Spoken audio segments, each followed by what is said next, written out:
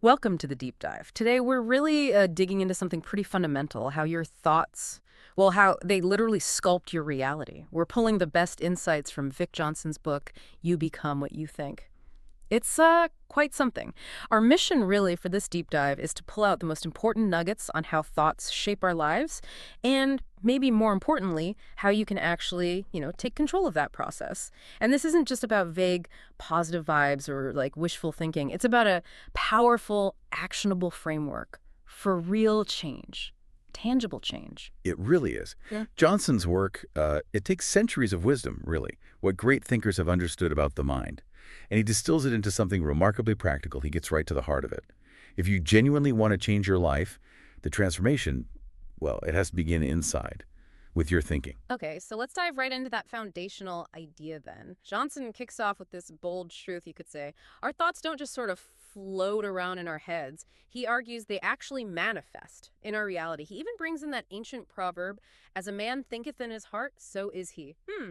Now, a lot of people hear thoughts manifest reality, and they immediately jump to maybe simplistic manifesting ideas. How does Johnson differentiate his approach from just, general positive thinking? What's the key distinction that makes his framework really actionable? Yeah, that's a really crucial distinction. Johnson is very clear. This isn't just about, like, hoping for things. He uses this powerful analogy. Your dominant thoughts, they act like magnets. They aren't passive. They actively attract experiences, people, circumstances that align with them. So if your mind is constantly, say, fixated on lack or potential failure, you're essentially programming yourself to notice and interpret and maybe even create those very outcomes. The actionable part is understanding that if you want a different life, the first and frankly the most important lever you can pull is to change that dominant thought pattern. It's about intentional mental design, not just wishing. Right. So it really does all start with that internal blueprint. And a huge part of that blueprint, as you mentioned, is our beliefs. Johnson really digs into how deeply ingrained beliefs become our personal truth. He references classic works, doesn't he? People like Napoleon Hill, James Allen, Earl Nightingale. It's fascinating how our beliefs literally filter our reality, isn't it? Well, absolutely. And what's really fascinating is how he connects it to the reticular activating system, the RAS. This part of your brain, it acts like a sophisticated filter.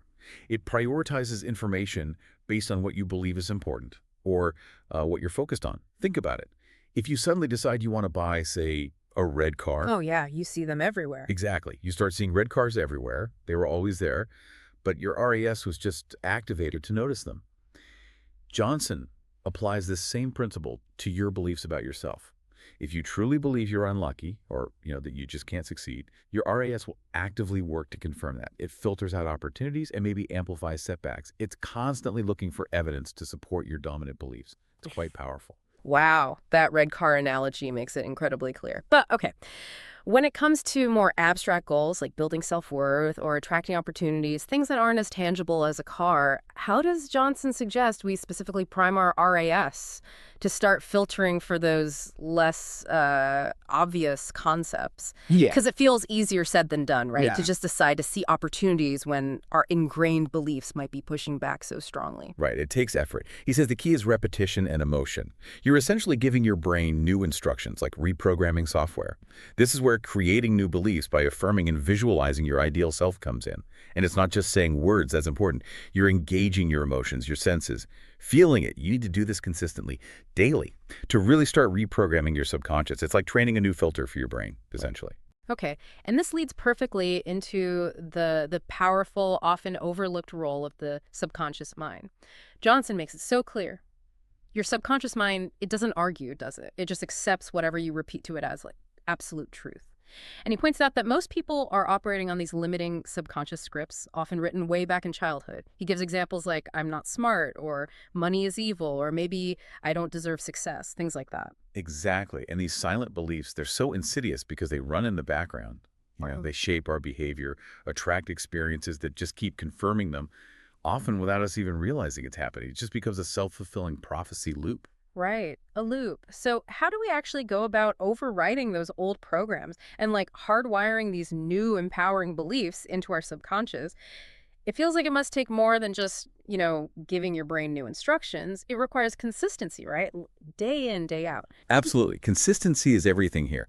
Johnson's reprogramming tip is vital. He emphasizes consistent use of positive affirmations, meditation, and especially emotional visualization. It's about creating new, deeply felt internal experiences. So, for instance, an affirmation like, I'm worthy of success and I achieve my goals effortlessly. When you repeat that with genuine feeling, visualizing it, it can literally begin to carve new neural pathways. It starts to override those old limiting programs. Yeah. But yeah, it's not a one-and-done fix, definitely not. It's a daily practice, intentional mental cultivation. Got it. Daily practice. Okay, so with that internal work underway, Johnson then expands our view. He looks at something equally crucial, the people we surround ourselves with, our environment. He even brings in Jim Rohn's famous quote, the one about being the average of the 5 people you spend the most time with.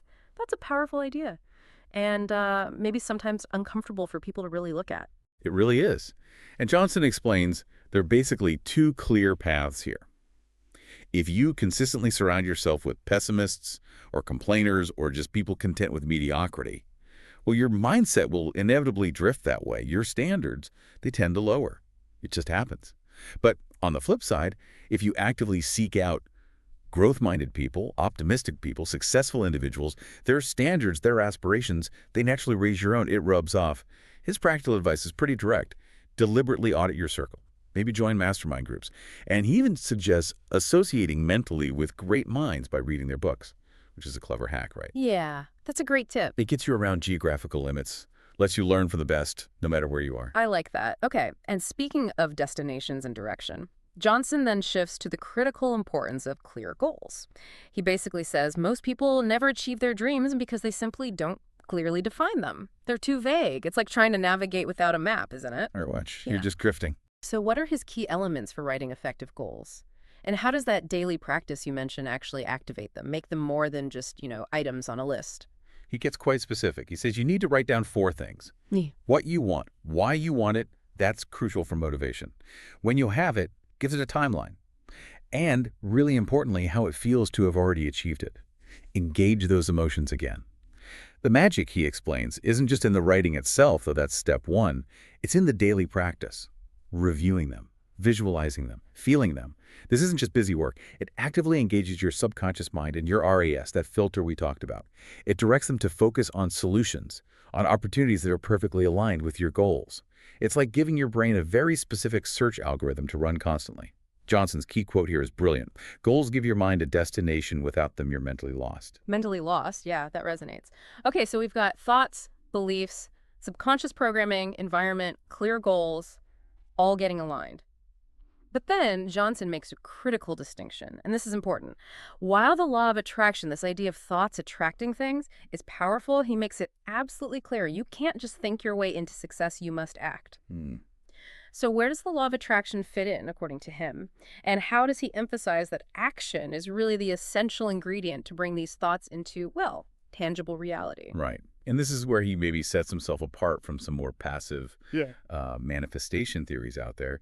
He explains that action is what gives thoughts life. It's the bridge, between the internal world and external world. Taking even small steps does so much. It builds confidence. It gets you crucial feedback on your approach. It starts attracting necessary resources, maybe people. And most importantly, it creates momentum. That's huge. His tip is great. Start with inspired action. Don't wait for perfect clarity. Don't wait for all the pieces to perfectly align. So they never will, right? Exactly. That clarity, he says, often comes with movement. It unfolds as you go. It's about taking that first step, even if you can only see that one step ahead. That's such a freeing idea, honestly. You don't need the whole map, just the next step. But okay, to make space for all this new positive action and thought, Johnson stresses something else. Eliminating mental clutter. He uses that powerful analogy of the mind as a garden. It'll grow either flowers or weeds, right? Depending on what you plant and what you allow. What's maybe one common weed Johnson highlights that people often overlook? Maybe thinking it's harmless. That's a good question. He points directly, and maybe controversially for some, to the constant consumption of negative news or toxic media. We often think we're just, staying informed, keeping up. But Johnson suggests it's actually a subtle form of mental pollution. It breeds negativity, anxiety, fear. Of course, he also highlights the usual suspects. Negative self-talk, dwelling on past failures, can't forget those. Right. These things can completely overwhelm your mental garden. They choke out anything positive you're trying to grow. So to clear them out, he recommends tools like meditation, journaling, maybe digital detoxes sometimes. And yes, listening to uplifting deep dives like this one, he actually mentions listening to positive audio. The core message is protect your mental environment fiercely as you would your physical health. I love that phrasing. Protect your mental garden fiercely. Okay. And then Johnson delivers another vital message. This one's about persistence. He says most people, they give up just before success arrives, just before the breakthrough. The mind gets impatient, self-doubt creeps in. It's a very relatable struggle, isn't it? That moment where you've put in the work, but you're just not seeing the results yet. Oh, it's such a critical psychological hurdle. Real change, both internal and external. It takes time. And the human mind, well, it naturally craves instant gratification. We want it now. He encourages you to basically hold the vision long enough and the world will catch up.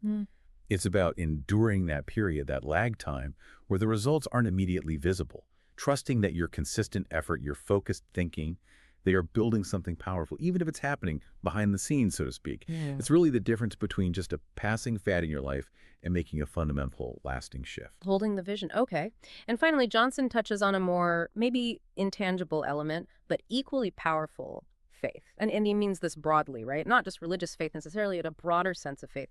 Faith in yourself, faith in your future, and even what he calls unseen forces at play. When Johnson talks about unseen forces and trusting nudges, is he venturing into the purely spiritual, or is there maybe a psychological interpretation too? How intuition can guide us when logic isn't totally clear? That's a really thoughtful question. I think he balances it well. While he definitely acknowledges the spiritual aspect for those who connect with it, he also deeply grounds in, well, psychological terms.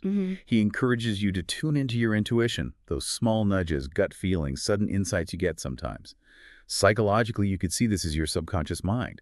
It's processed vast amounts of information, patterns, experiences, and it's delivering a kind of synthesized answer or direction that your conscious logical mind hasn't quite pieced together yet. So it's about trusting that inner guidance system, which honestly is often far more intelligent than our linear step-by-step thinking allows for. What an incredible deep dive. Really packed with actionable stuff from you become what you think. Let's quickly recap those 9 core summary points Vic Johnson leaves us with, just to crystallize it. 1, your thoughts don't just exist, they actively shape your reality. They're builders. 2, your beliefs are the hidden drivers of your behavior. So make it a priority to upgrade them consciously. 3, the subconscious mind truly controls, 95% of your life? But the good news is you can reprogram it. 4, your environment and associations profoundly influence your mindset. Choose them wisely. Be deliberate. 5, clear, written goals aren't just wishes. They are essential guides for your thinking and your action. 6, action is non-negotiable. It's the spark. It's what turns thought into actual reality. 7, you absolutely must fiercely clear your mind of negativity. Treat it like that precious garden. 8, persistence isn't just a nice trait. It's often the key to breakthrough, especially when those results aren't immediate. You got to stick with it. And finally, number 9, faith and intuition are powerful allies. Guiding you on the logical path maybe isn't so clear. Yeah. Johnson's message, at its core, is simple but incredibly profound. You become what you think, so choose your thoughts wisely. He really challenges us, doesn't he, to take full responsibility for our mindset, our daily focus, our long-term vision. And he shows that through consistent thought, belief, and crucially action, you truly can reshape your identity, attract better outcomes, and live life with more purpose and fulfillment. So as you go about your day after listening to this, maybe consider this one thought. What if the thoughts you're choosing right now, in this moment, are actively building the reality you'll inhabit tomorrow? And maybe ask yourself, what small intentional thought will you choose to plant in your mental garden today?